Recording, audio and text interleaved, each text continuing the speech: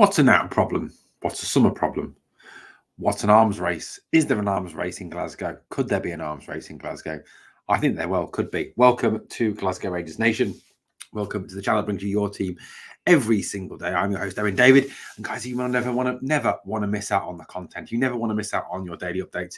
Then smash that sub and ring that notification bell. So what am I talking about? What is he on about? That's what you're saying. Well, we'll talk about the now problem, the then problem, the future problem, and the past problem. We'll talk about problems. We've all got problems. Well, you know what? We've got 99 problems, but the bitch ain't one, apparently. So sang Jay-Z anyway. So look, let's deal with this first of all. According to the reports that are out today, and obviously ex-Celtic defender, is it Mark Wilson or something? I don't know. I don't care. He's a Celtic player. They were talking about the fact that Celtic will undoubtedly spend money in this transfer window. Now, unfortunately, they have more money than us due to the fact that they have obviously taken part, disastrously true, but they have taken part in the Champions League. Rangers' failure to qualify for the Champions League this year, thanks to Michael Beale and some inept performances, certainly cost the club a large sum of money. Now, I know a lot of fans didn't want us in the Champions League because of the fact that the season before we'd had probably one of the most disastrous campaigns we'd ever had. Well, in fact, the most disastrous campaign we'd ever had. And there was a kind of an inbuilt fear, wasn't there? An inbuilt like, oh, not again. I can't suffer that again.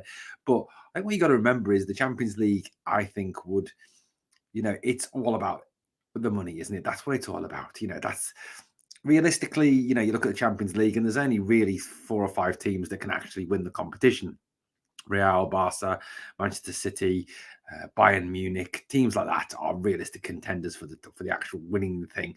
Realistically, everyone else has not got the firepower or the financial stamina to compete. So it's more about gaining money, which you can then use domestically to dominate your league domestically. And unfortunately, they do have more money than us. And they will be splashing out. Plus, I think as well, there is an element of the directors wanting to placate the fans. So 1 or 2 big name signings they hope will do that. So there is an arms race there. We do need to respond to that arms race. And the fear is always about how much money do we actually have to spend on players. Now, obviously, taking part in the Europa League has earned us some money, but nowhere near as much money as we would have earned by playing Champions League football. Quite whether all that money will then go on player acquisition is unknown, or whether some of it's gone to pay off debt, or whether some of it's gone to be spent elsewhere, at Western House, for example. The deal that apparently takes Ridvan to Verona would be somewhere between 3 to 4 million. Would that money be reinvested in players, or is that earmarked for something else? It does appear that, I don't know, there isn't a secret hidden chest of money. There isn't some secret sheikh behind the scenes giving out billions and millions of pounds. Plus, obviously, FFP does play a partial role in this. Rangers go into the January transfer window with a squad that, whilst not great and not good enough, Philippe Clement has managed to get a tune out of. You've got to kind of admire what he's done with what he's got. It is, the same squad that Michael Beale produced some of the most inept performances I've ever seen in my entire life, but he is seemingly getting a tune out of them. There is a lot of players in that squad that are injury prone and constantly out injured and are costing the team not only wages, but obviously as well a depth to their squad and a quality of depth to their squad. Tom Lawrence, for example, have been out on the long term. Kamar Roof is always out. We're missing players that are Ryan Jack, who are constantly just sat in the stands on big wages, which is not good enough. Now, let's get to this now problem and then problem and past problem and future problems and all these problems, but 99 problems, but the goalie ain't one. That's what we're going to say. That's the Rangers version of that song, 99 problems, but the goalie ain't one. So I think with the exception of Jack Butland, there is there is no issue there. There is issues all over the rest of the team. Dujon Sterling, I think long-term can replace James Tavernier as our right back. Do we have 2 quality centre-backs to come in? No, not realistically. Leon King, is he all that? I don't know. John Suter, not long term. Ben Davis, not good enough. Connor Goldson, not getting any younger. Leon Balogun, 36 years old. Left backs, Ridvan Yilmaz could well be off to Verona. Borna Barisic is out of contract at the end of the year. Problem. Defensive midfield players, John Lundstrom out of contract. Will he be given a new contract? Who knows? Raskin, flattered to deceive. Cifuentes, flattered to deceive. Kieran Dowd, injury prone. There's a whole load of issues there. And look, whilst obviously, like any greedy fan, I would love us to go out and buy a new central midfield player, a new centre back, a new left back, a new striker, a new winger, a new attacking midfield player. But realistically, it's not going to happen this transfer window. Rangers need to sit down and kind of look at it in terms of not just one window, but the next 3 to 4 windows. How can we organise our business in a way that puts us in with the best possible chance of having a long-term strategy to compete with that lot from across the city? That is definitely what needs to be said and done. So realistically, this team, this football board, with Niels Koppen as director of football recruitment, James Bisgrove, Craig Robertson, and obviously the manager Philippe Clement, need to kind of consider what is a now problem and what is a summer problem. What can we deal with? What do we desperately need to do now, and what do we desperately need to do in the summer? What can wait till the summer? Now, realistically, looking at it, the defence, yes, is not good enough. Yes, needs an overhaul. Yes, he's way too old. But that is a summer problem for me. I don't think realistically, with the exception of left back, which I'll get to, that the centre back, for example, needs to be particularly addressed in this transfer window, given the fact as well that the name's been bandied around are not really the best. Now, if we were to go for someone like Charlie Cresswell from Leeds, that would be a good shout. But we do, I think, need a left back, with the fact that if Ridvan does move on and Borna is likely to be out of contract, plus for me, Borna is just not up to the task anymore, we do need to get a left back, whether that's G. Smal, who does seem to be one of the top links at the moment, Mr. Smaldini himself, quite whether he is in the same class as Maldini, God only knows. But G. Smal is seemingly the one that has been heavily linked at this moment in time. And yes, he was compared, not in looks or hairstyle, but just in ability to Paolo Maldini. Although that, I think, is a bit insulting to Paolo Maldini, who was an exceptionally talented player. Now, Connor Barron, another name that's been linked, but I think that is a case of a pre-contract. Let's test Aberdeen's will. Let's get him on a pre-contract, ready for the summer. I think that's probably the time that we're going to more likely to get him to come across. Plus, with him being out of contract, we may only have to pay a development fee, which won't be a great deal. So, look, that's definitely a summer problem. Clearing out players. Look, there are, I think, 1 or 2 players who will leave this window, but realistically, you can't have a massive turnover of players. Yes, I would like to see some players leave. Yes, I would like to see some of those sick notes leave. Yes, I would like to see Cyril Dessers out of Glasgow forever. But realistically, in this window, I don't think it's going to happen, given the sparsity of forwards we have at this moment in time. Yes, we do need to sign one, and that is a now problem. A striker is a now problem. To some extent, a winger is kind of more a summer problem. Now, you may say, what? Why? Well, look, Fabio Silva can play out wide. He can play wide left. He can play wide right. And many people feel that he is, now this is the big if point here, if we go and sign a striker in this transfer window, Fabio Silva could be the man to temporarily cover for Abdallah Sima while Abdallah is away at the African Cup of Nations. He has been known to play in that wide left role. He has the pace, the skill, the trickery, certainly to do that. He can go outside, he can go inside, and certainly a player who is more than capable of doing that. There is, of course, a continuing link to this midfielder from Brighton, a name that keeps coming up time and time again when Rangers are mentioned and transfers are mentioned.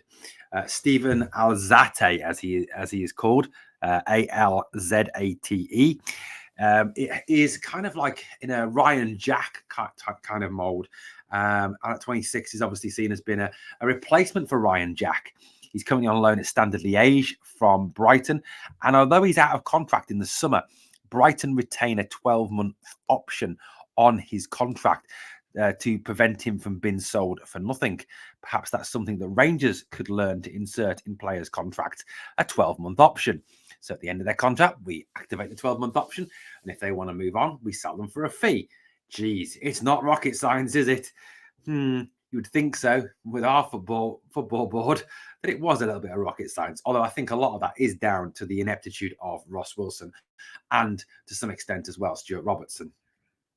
But according to reports in the media today, La Liga duo Sevilla and Granada have joined in the hunt for Steven Alzate. Now, the worry was always going to be if there was a bidding war emerges for some of Rangers' targets. We've already kind of seen ourselves priced out of the Josh Doig market. Certainly not able to afford the 5.2 to 5.5 million that he seems to be going for at this moment in time. Whereas Torino can. Alzate, who is, like I said, in his second loan spell at Standard Liège, has really impressed in Belgium over the last 18 months and has made 12 appearances this season, chipping in with 1 goal and 2 assists for Standard. He is currently working his way back from injury. But he's not someone who prolifically suffers from injuries. Do not panic. Do not worry. Now, according to a lot of reports, Rangers have scouted him and are monitoring him very closely. But Sevilla and Granada apparently have also entered the race now. Now, is Alzate someone we need to sign now? Is he someone we need to get in at this point in time? Or, like I said, is that centre midfield issue more one for the summer? Can we perhaps get through to the end of the season if Jack's back fit? Raskin is now back fit. Cifuentes, was starting to show signs of improvement before he got injured. He is now back as well. Lundstrom is obviously is back. So, is there enough there to get us through to the end of the season and allow us to spend money on more pressing priorities like a left back, like a centre forward? I don't think it's going to be a case that massive numbers of players are going to be brought in this window. One, it's impracticable because in January you haven't got the time to embed them into your squad. And two, I think realistically, we have not got a massive amount of money to spend. I think there is money there, but I don't think it's a huge amount. And that's certainly something that we need to think about. Look, I would love us to go and spend 14, 15, 20 million, 25 million, 30 million on players. But realistically, it will not happen in this transfer window. There have been more stories, obviously, as regards Lawrence Shankland, worrying stories, with reportedly English clubs now becoming interested in the forward. Now, this obviously is a concerning development because once you get English clubs coming in for a player, you can't obviously compete with them. Yes, you've got the pulling power of being able to offer big crowds, European football, obviously the name Glasgow Rangers. But if it comes down to wages and transfer fees, which with Scottish teams who are selling, it is going to come down to transfer fees. English clubs can unfortunately afford bigger transfer fees.